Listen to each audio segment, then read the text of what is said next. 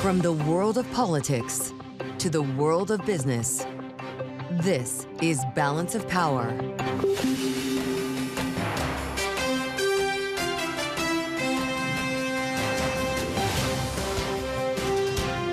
Live from Washington, D.C.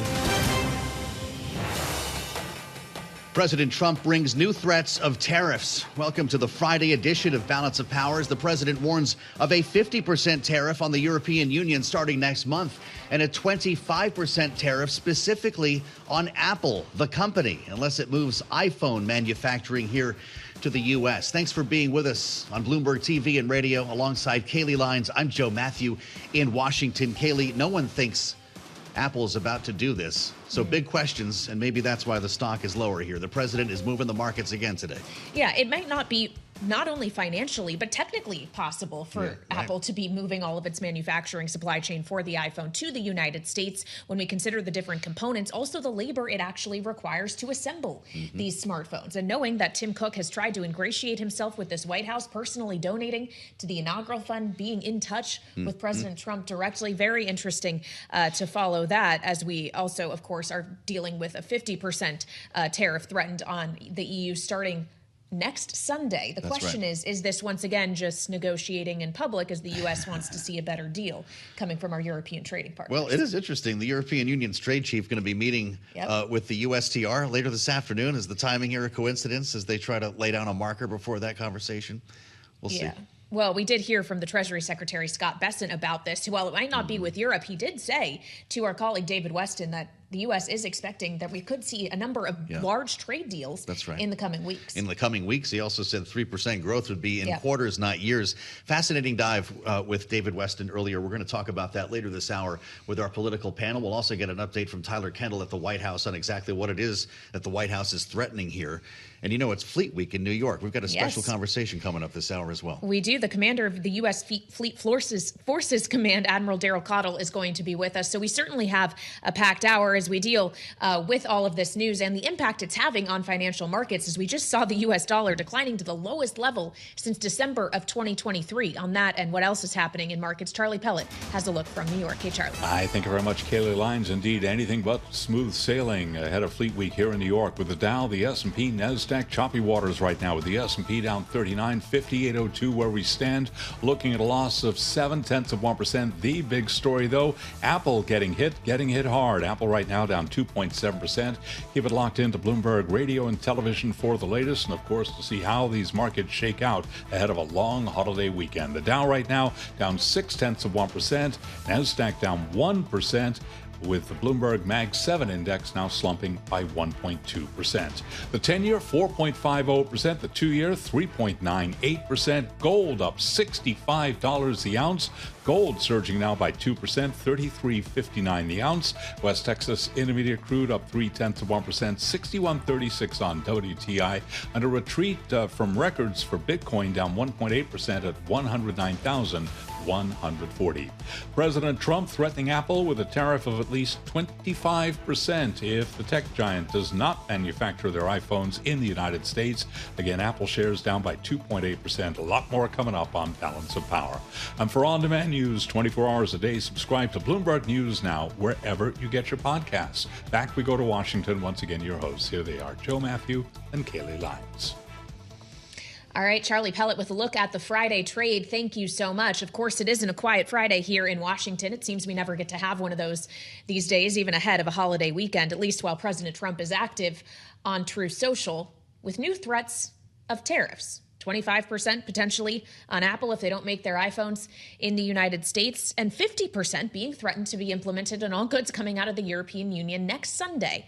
As the president on Truth Social, Joe, describes the European Union as having been very difficult to work with on a trade deal, and he says discussions with them are going nowhere. Yeah, Scott Bessent has made similar remarks here. Interestingly, the European Union's trade chief will have a call today with Jamieson Greer. That's set for later this afternoon, according to a European Commission spokesperson. So you wonder if this is bluster ahead of a meeting, or if we're really trying to get the gears turning on something here that could land at 50%. we may be buying more wine this weekend ahead of that taking effect. Yeah, well, remember when he was threatening a much higher than 50% That's correct. I think it was 200. Tariff on wine and champagne? Maybe yes. we're negotiating with ourselves at this point. Let's go to the White House to get details on this. Bloomberg's Tyler Kendall is on the North Lawn with more. Tyler? Yeah, hey, Joe. Well, this really is setting the tone ahead of this call that we're still expecting to happen between the EU's trade chief and the USTR Jamieson Greer. Keep in mind that earlier this week, Bloomberg News had reported that the EU floated a new proposal to the U.S. when it came to trade, including that both countries could gradually lower their tariffs down to zero when it comes to certain agricultural products and industrial goods. Appears, though, that really wasn't enough to move the needle here. As President Trump outlined this morning, he thinks that no progress has been made in terms of trade talks with the European Union. And there's a few different complicating factors. In fact, the Treasury Secretary Scott Bessent outlined one of them earlier today on Bloomberg Television, saying one of the biggest issues is that the EU has to negotiate as a bloc. I think the president was getting frustrated with the EU. You know, the problem with the EU, I've said several times, they have a collective action problem. There are 27 countries. They all have different needs. The Germans, they are interested in cars, the French in agriculture. So, and then you have Brussels negotiating with them. That can also make it difficult to address some of this White House's demands when it comes to what they like to call those non-monetary trade barriers. President Trump highlighted them in his post on Truth Social earlier today, including the VAT, the value-added taxes, which the European Union really has said is fair and that isn't going to really be up for negotiations when it comes to trade talks. So we're going to have to see how this develops. Of course, Joe and Kailey, if this escalation did go into effect, it would be a pretty big one. Bloomberg Economics estimates that if that 50% tariff went into play, it would ultimately cut EU exports to the U.S. by more than half. All right, Bloomberg's Tyler Kendall live on the White House North Lawn here on Bloomberg TV and radio. Thank you so much. As we are tracking this from here in Washington, we also have our eyes on New York today, really all week. As Joe mentioned earlier, it's Fleet Week in New York and up there for the festivities. And joining us now for an interview here on Balance of Power is Admiral Daryl Caudle, commander of the U.S. Fleet Forces Command. He's with us from our headquarters up in New York City. Admiral, thank you so much for your time. Obviously, Fleet Week is about showing off and honoring the service members who serve on these vessels. But I do want to ask you about the size of the fleet as we begin our conversation here. As we look at specifically the comparison with China, the U.S. Navy as of now has 296 ships in its fleet. China's is on pace to surpass 400 this year. Is there any way for us to possibly catch up? Well, first of all, thank you for having me. I really do appreciate it, being on Balance of Power. I just love the title of the show and being a Navy commander and having a chance to talk with you today, Kailey. You know, I get this question a lot about the difference in size of the Chinese fleet versus the U.S. fleet, shipbuilding capacity differences. And I just want to assure you and others that will be listening that I don't worry about it too much. You know, we do consider China to be our pacing threat. We are concerned with their shipbuilding capacity, but, you know, there is nothing that beats the quality of the U.S. Navy warship.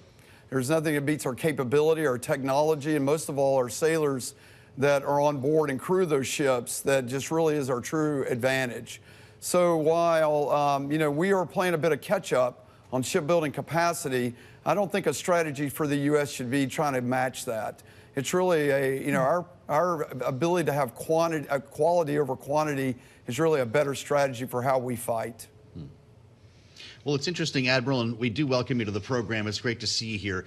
As we look at the parade of ships kicking off Fleet Week in the Hudson, it does bring that technology right in front of a lot of people who might not be as familiar with it as those who are in the defense space. The shipbuilding capacity, though, of the U.S. is something that the Trump administration has addressed with an executive order calling for the revitalization of shipbuilding. What is it that we need?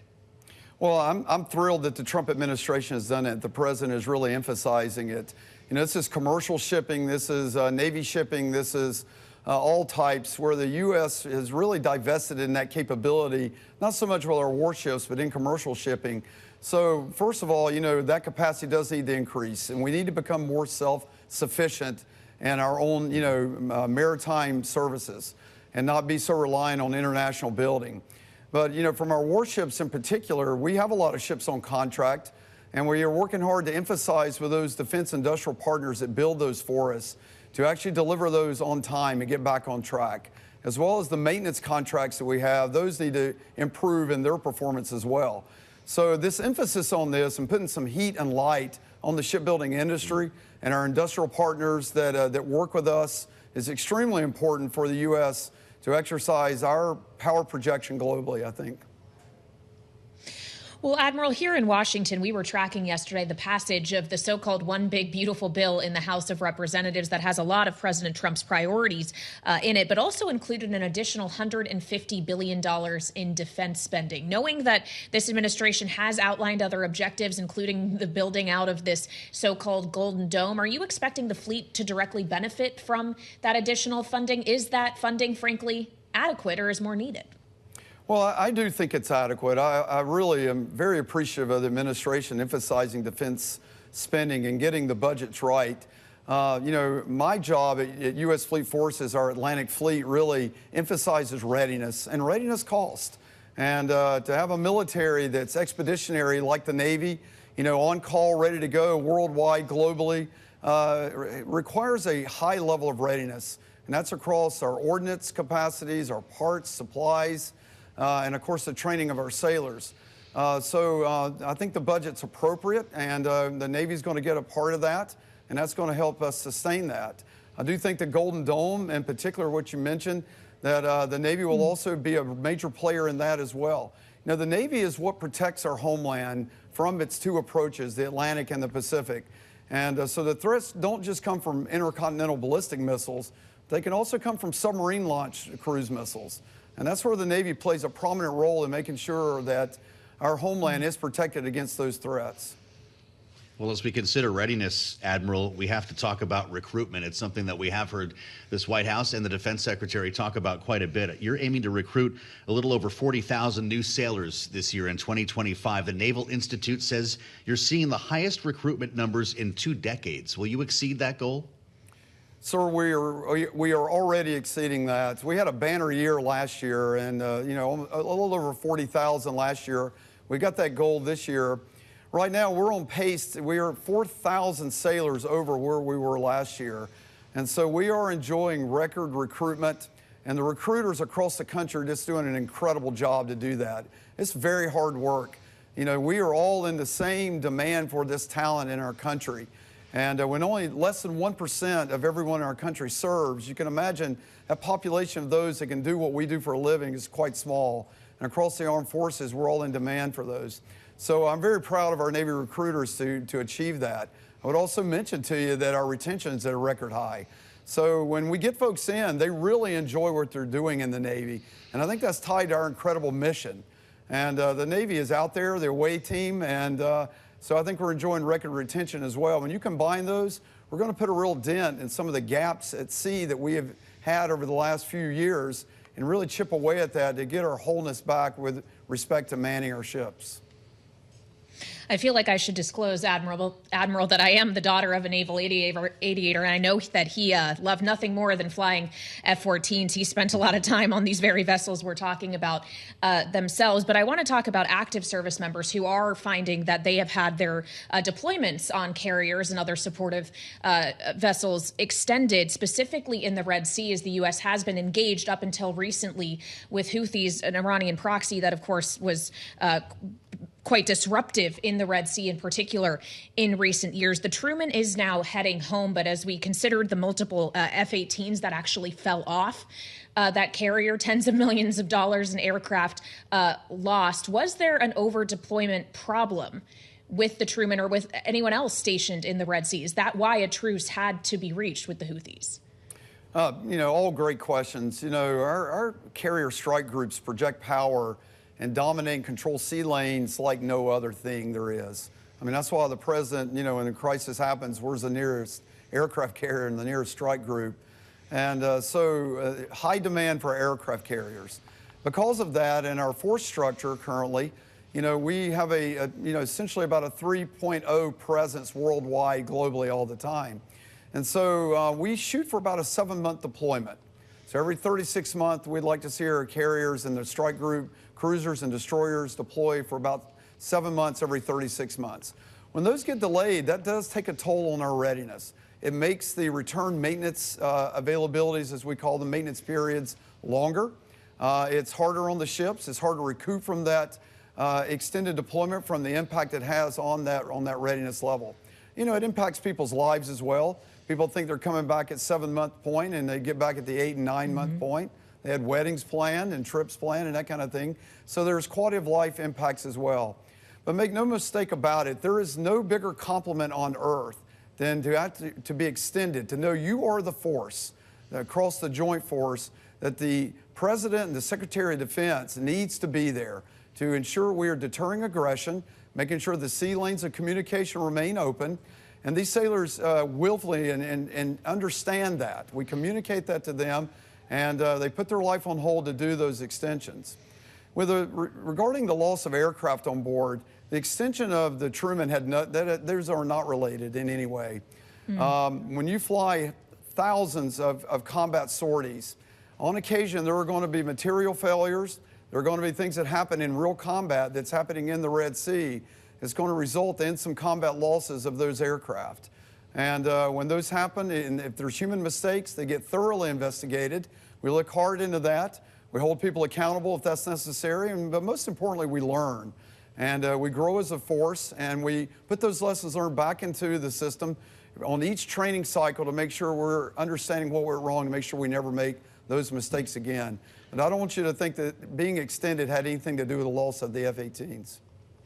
Well, we appreciate your answering that question, Admiral. They've been busy out there, certainly, according to the Pentagon and what you're telling us now.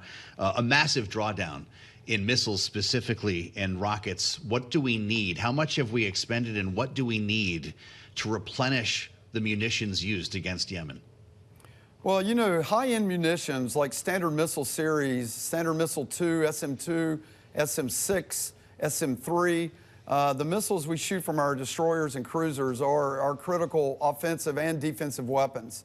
And they're expensive, and we like to make sure when we expend one of those that it's against a target that really it required that level of capability to take out.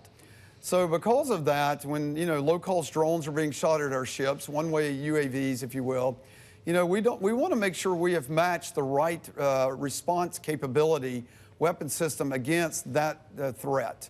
So the Forward Strike Group, which is about to replace the Truman, it's still finishing up its final deployment preparations. We'll be deploying with a couple new missile systems. You can think about missiles about the size of a Hellfire missile. There are 2 program of records called the Coyote and the Roadrunner missile systems that they'll be on our destroyers. That missile is significantly cheaper, has great standoff capability. It'll be the first time we've employed them, and that strike group will be certified to actually use that weapon system. Now what that does is saves our main weapons battery. And so the offensive weapons that we're having to use typically to defend ourselves won't be as needed. So we're really happy about that. It's more cost effective, it's more appropriate, and the ship's captains have a lot of confidence they can defend them ships properly with a lower cost weapon system.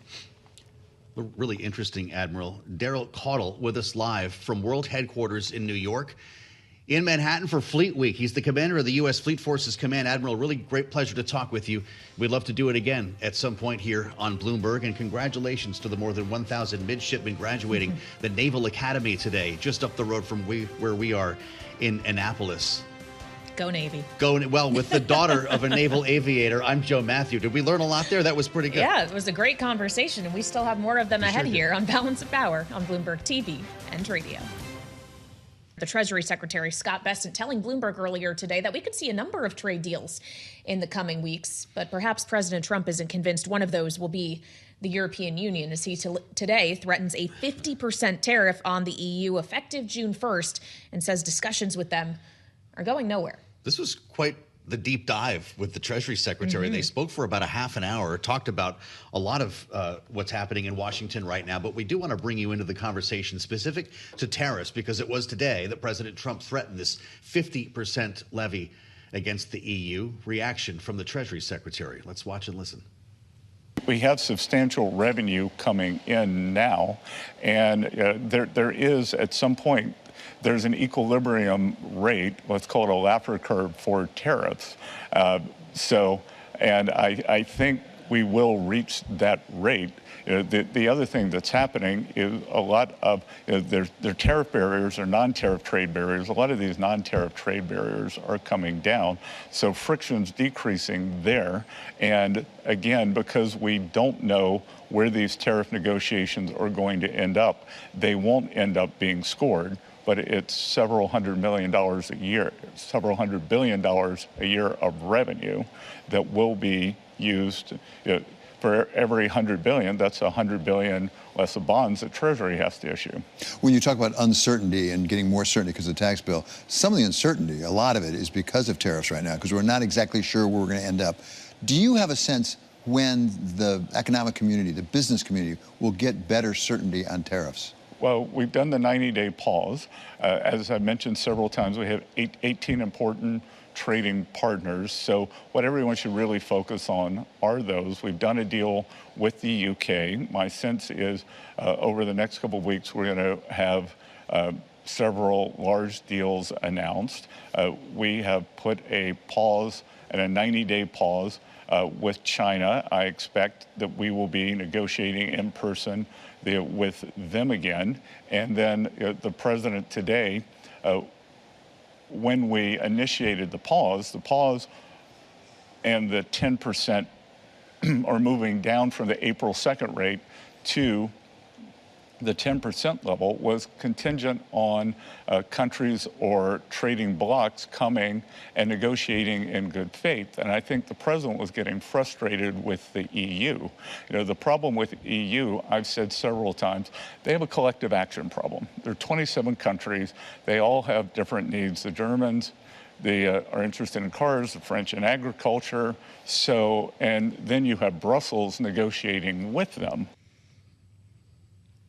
The Treasury Secretary, Scott Bessent, in conversation with Bloomberg Wall Street Week host David Weston. You can, of course, find that on Wall Street Week later tonight, but also on the Bloomberg terminal and online. Interesting to hear the Treasury Secretary specifically calling out the fact that this is a multi-nation bloc we're talking about when it comes to the European Union in particular. 27 countries have to agree, maybe making these negotiations harder. Of course, President Trump, in his True Social post, contending today that bloc was formed for the primary purpose of taking advantage of the United States on trade. He has repeatedly made this claim, Joe, even though it's not necessarily factually accurate. You wonder how all of this plays into the meeting today that our U.S. trade representative will have with Trade Minister for the European Union. That'll take place apparently this afternoon. A lot of this is said to be bluster or a negotiating tactic. Now we're at 50%. We'll see where we are tomorrow. The markets seem to be taking this so far in stride. Yeah, so let's play it to our political panel now. Rick Davis and Jeanne Zaino, Bloomberg Politics contributors, are both with us. Rick is Stonecourt Capital Partner and Republican strategist. Jeanne, our Democratic analyst and Senior Democracy Fellow at the Center for the Study of the Presidency and Congress. Rick, when we look at the market reaction, which as Joe rightly points out, largely a shrug today, are we getting to the point where no one is actually taking these tariff threats from the president as seriously as they were, knowing how frequently they are walked back to have been proven essentially as just negotiating tactics?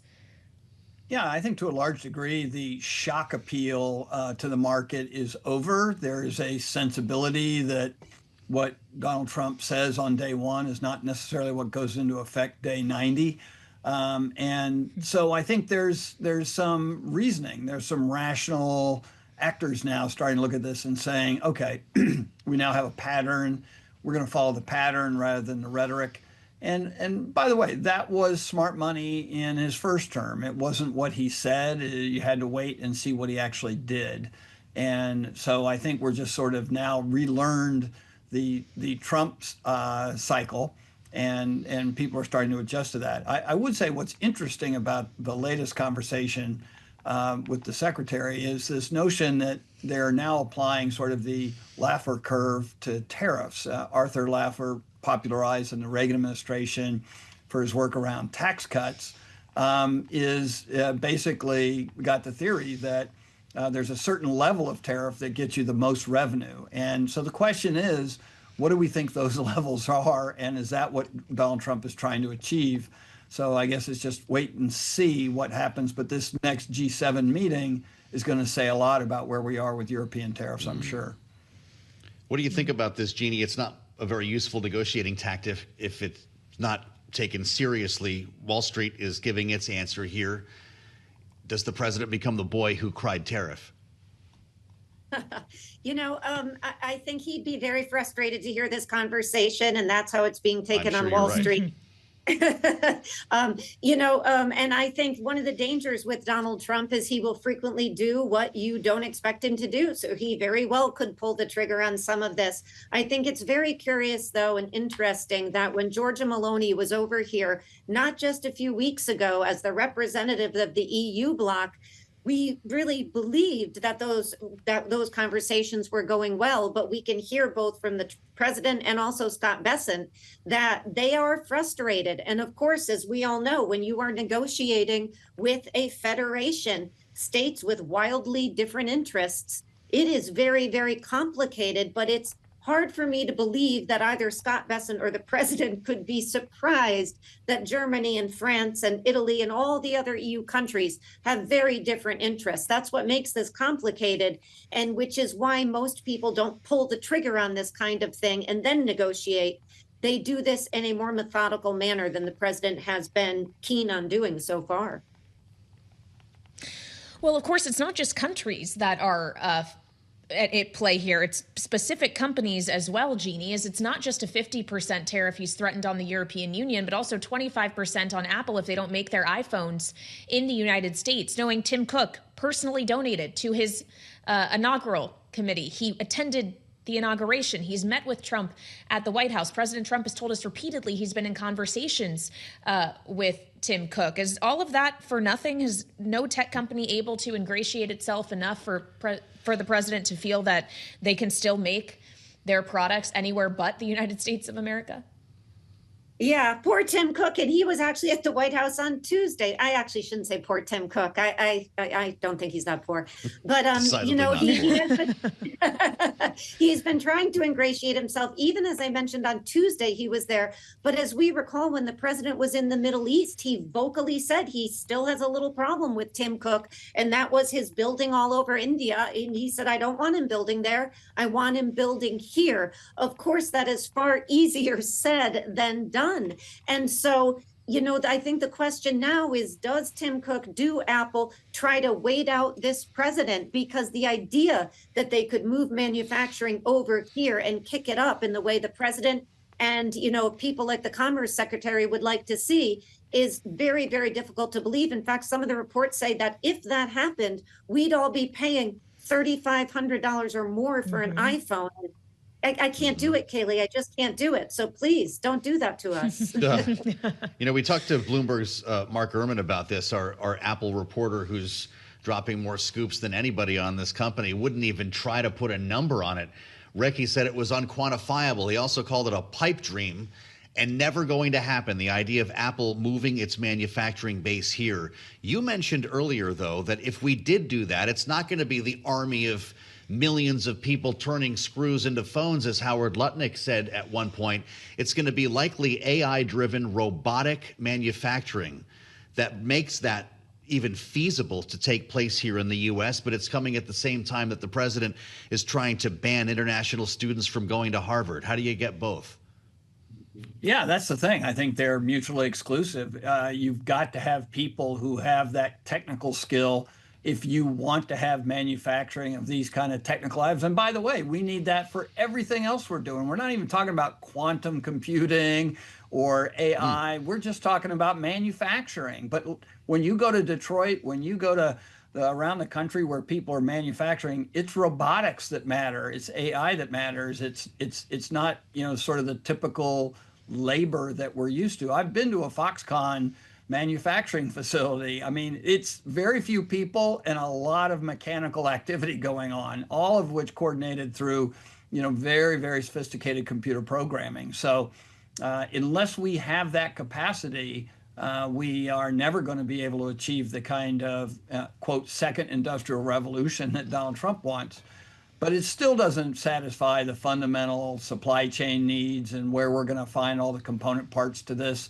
So we are a long way away from putting up a sophisticated and well-equipped and supplied Apple manufacturing facility here. But look, what Tim Cook has learned is you can rent Donald Trump, but you can't buy him. Wow. You wonder how quiet the White House is going to be if the likes of Tim Cook and Jensen Huang can't get favorable treatment after coming to kiss the ring. Rick Davis and Jeanne Zaino, thank you, as always. Bloomberg Politics contributors making up our great panel on the Friday edition here of Balance of Power. We're going to have a conversation, extend this a bit, with the Congresswoman from Michigan. Haley Stevens is coming in. Yes. Close to the auto industry, sensitive to the talk of tariffs. Well, absolutely, as we consider, of course, she's also running for Senate in Michigan, a state that Donald Trump did win. That's right. In part on tariff messaging in the 2024 election, as he so often reminds us. So we'll have more on that. And of course, the one big beautiful bill that passed the House without her or any other Democrats' vote, straight ahead on Balance of Power on Bloomberg TV and radio. With a look at how Wall Street is reacting to the latest tariff threats from President Trump. Of course, largely the reaction isn't too negative, at least looking at equity markets overall. But as Charlie was running us through, you are seeing some pressure on Apple, down 3% as he threatens a 25% tariff on non-U.S. made iPhones and also 50% on all European goods beginning next Sunday. But not immediately, Joe, which in theory leaves a window of potential negotiating room here, in theory, raising the question of if this is all part of a negotiation. That's right. So 50%, which is less than the 200% he suggested or threatened against wine and champagne. So I guess maybe the wine will be a little bit less expensive if this takes effect. But there is an important meeting today. The European Union's trade chief will be meeting with Jamieson Greer, the USTR, his U.S. counterpart here. So maybe there's news later today, maybe over the long weekend. And it's where we start our conversation with Haley Stevens, the Congresswoman, Democrat from Michigan, is with us right now. And it's been a long time, Congresswoman. We have a lot to catch up on. So welcome back. I want to start with your relationship, your close relationship with the auto industry, your history with the auto industry, having helped to save it in the throes of the Great Recession in the Obama administration. You hear about a 50% tariff on the European Union. What's wrong with making BMWs and Mercedes more expensive in Michigan? Is this actually good news for U.S. automakers? I'll tell you what, we in Michigan are really feeling the ramifications of the inconsistency of the announcements. Look, we all know that tariffs can work and an aggressive approach could work. But what is not working is Elon Musk and Donald Trump tariff policies changing by the minute, and it's literally wreaking havoc on our auto industry right now. We don't have rules of the road. The headlines in Detroit are palpable. Layoffs, freezing of hiring, the fact that the smallest businesses, let's say you're in the widget space, you're making parts components, and you need to have price controls on materials. You have to be able to get your customers, obviously sometimes a larger supplier or even an original equipment manufacturer, you need to be giving them guaranteed and locked in prices. So production orders are stalling. And with that, it's very disruptive. I am hearing this directly from manufacturers who I have worked with my entire career. It's a headache. And all we're saying is, let's just not wake up every day to a new announcement. Where's the deal for Michigan? We don't have that deal right now. You listen to our friends in labor and they're saying, hey, maybe this could be optimistic for us, if we could get jobs back in factories, but we need to see that. And we're not. It's frustrating. And it's honestly just not how you do this. Over 55 tariff announcements in the first 100 some days of this administration. It's causing a lot of late nights and a lot of uncertainty. And guys, this is one of the reasons I put up my hand to run for the United States Senate as Gary Peters is retiring at the end of the term. Yeah. I'll be running for the United States Senate in Michigan next year. Well, of course, doing so in a state that President Trump was able to win in 2024, in part on messaging around tariffs. Do you get the sense from Michiganders, Congresswoman, that they feel that they were misled by his policy promises, or just that it's not having the effect that the voters thought it would? Yeah, well, Michigan needs a fighter in the United States Senate, and my life has been defined by stepping up for Michigan in tough moments. And thank you, Joe, for recognizing and knowing, both you and Kailey know that I worked on the U.S. Auto Rescue a while ago now. And that was during the Obama administration, during another moment of crisis. General Motors and Chrysler were staring bankruptcy in the face, and we came together alongside our labor unions to save those jobs and those companies from liquidation. But it was tough. And the things I'm hearing right now are the same things I was hearing back then from Michiganders. Folks are worried. And look, as a 4-term lawmaker, I've stood up during other moments of uncertainty over my time in the Congress, particularly around the CHIPS Act, helping to get that over the finish line, working really closely with my colleagues on both sides of the aisle. So the question Michiganders are going to be asking next year is, who is going to be their champion in the United States Senate? And I believe and I know that is me. And that's why I'm getting out there now to earn those votes and to meet people where they're at, show my depth of understanding in advanced manufacturing, job training, and all the great things we do in Michigan, by the way, because not only do we make things, we also grow a lot here too in our state. Well, you know, the 100 members of that chamber you're looking to join are going to receive this reconciliation bill that went through the House and are likely to make some changes to it. I don't need to tell you that, Congresswoman. Some of them may be an effort to undo the rolling back of clean energy and EV grants and incentives. What would that mean for Michigan, and specifically EVs that are being made there? You know, it's almost jaw-dropping, right? Because it will be a big gut punch, and particularly on some of the tax credits for consumers and the factories.